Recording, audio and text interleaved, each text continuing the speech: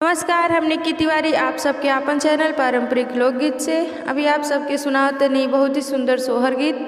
तो आशा करते नहीं कि आप सबके गीत पसंद आई तो चैनल के सब्सक्राइब करें, लाइक करें और बेल आइकन जरूर दबाएं ताकि हर गीत के नोटिफिकेशन आप सबके लगे जल्दी पहुँचे।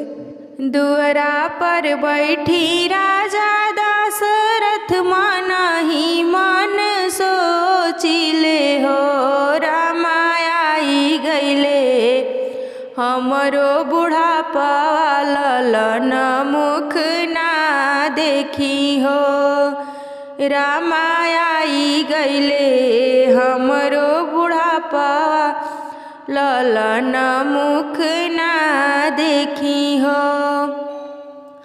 सभवा से उठे राजा दशरथ जंगल की ओर चली हो।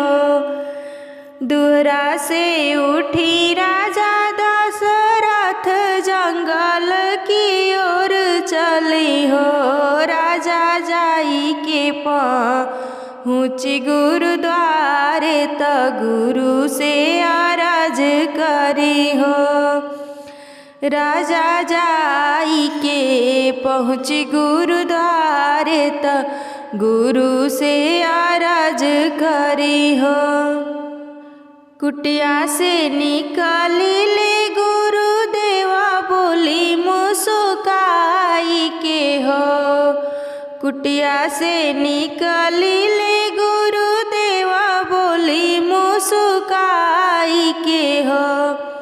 राजा ये कही यज्ञ रचावहु विप्र जेवावहु हो।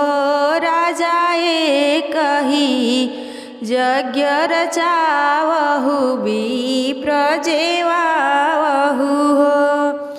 ललन सुख पावहु हो। राजा जी यज्ञ रचाइले विप्र जेवाइले हो। राजा जी यज्ञ रचाइले विप्र जेवाइले हो। रामाऊ हे प्रसाद रानी खैली गर्भ उनके रह गईले हो। रामाऊ हे प्रसाद रानी खैली गर्भ उनके रह गईले हो। 8वें महीनावा के बीतते तनौए के लगते नु हो। 8वें महीनावा के बीतते तनौए के लगते नु हो।